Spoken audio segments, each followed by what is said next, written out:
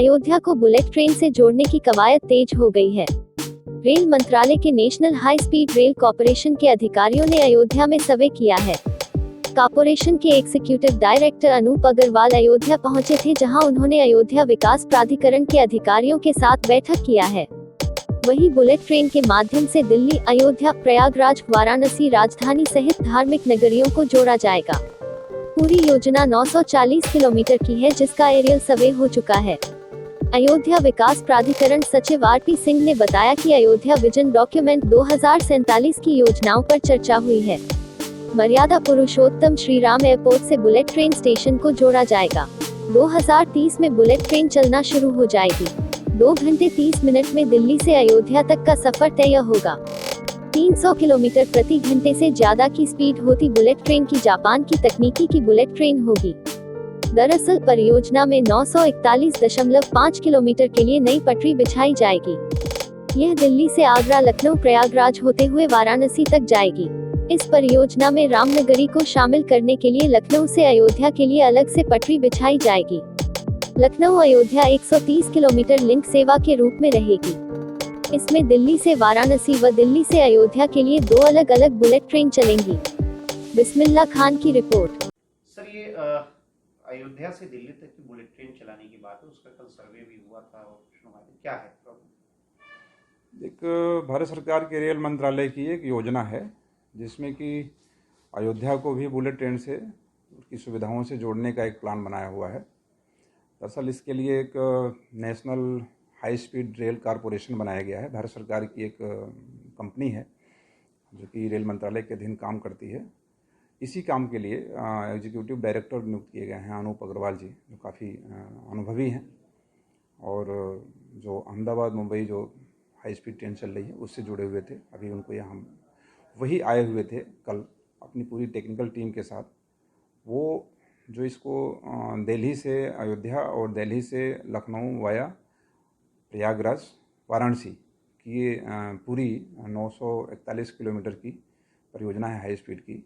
उसी का aerial survey हो चुका है। कहाँ पे शहर में जो ट्रांसपोर्ट सिटी प्लान होता है, किसी भी शहर में जो विकास के जो प्लान होते हैं, जो हेरिटेज जोन होते हैं, जो इकोलॉजिकल जो सेंसिटिव जो जोन होते हैं, उनको जानने के लिए, जिससे कि कोई बाधा बनाने के दौरान ना आए, इसी के सर्वे और अपने स्टेशन से संबंधित जो एनओसी होती हैं, जो संबंधित डिपार्टमेंट होते हैं, उनसे उनकी अपेक्षाएं जो होती हैं, उसी को लेके कल विकास प्राधिकरण कार्यालय में उनका एक प्रेजेंटेशन था।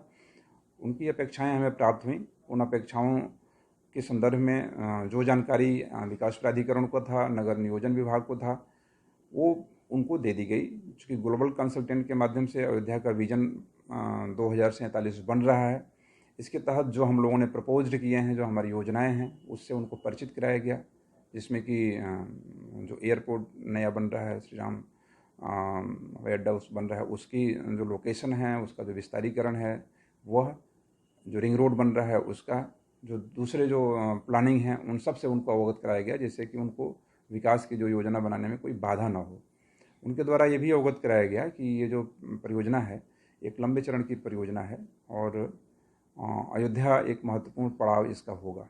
हो जाएगा और कितनी सुविधा हो जाएगी, कितने घंटे का रास्ता होगा अगर बुलेट ट्रेन बन जाएगी? जैसा कि हमारे जो एग्जीक्यूटिव डायरेक्टर आए हुए थे कल, अनूप अग्रवाल जी, उन्हीं द्वारा ये अवगत कराया गया कि लगभग इसमें 2030 तक ये कंप्लीट होगा। एक बड़ी परियोजना है और इसके बनने से करीब 2.5 घंटे में दिल्ली का सफ़र हो पाएगा।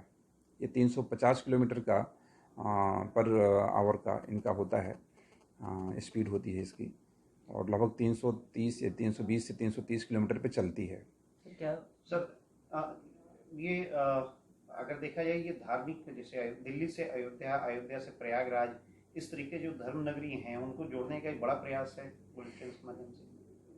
ऐसे भी कह सकते हैं और ऐसे भी कह सकते हैं कि देश चूँकि आने वाले समय में काफ़ी बड़ी आबादी को मूव करेगा, बड़ी आबादी मूव करेगी, तो विकास के सभी मॉडल हमको अपनाने होंगे। हम अभी के स्थितियों को देख रहे हैं तो बहुत बड़ी संख्या में इधर से यात्री जाते हैं, दिल्ली जाते हैं और समय काफ़ी लगता है। समय को नियंत्रित करना और लिंक होना, इस हाई स्पीड में बहुत चीज़ें होती हैं जो कि ग्राउंड पे नहीं होता है, या तो एरियल होता है या तो ज़मीन के नीचे होता है। तो ये सेफ़ होता है, पूरी तरह से सेफ़ होता है। इसका अलग ट्रैक होता है। इसकी दुर्घटनाएं हाई स्पीड ट्रेन में नहीं होती हैं, क्योंकि महंगी परियोजना होती है, जापान की तकनीक यूज़ की जा रही है। तो एक सुरक्षित और बहुत कम समय में अपने गंतव्य तक यात्रियों को ले जाना, जिससे कि वो अपने भावी योजनाओं को बहुत ही आराम से क्रियान्वित कर सकें, इसलिए ये प्लानिंग की गई है।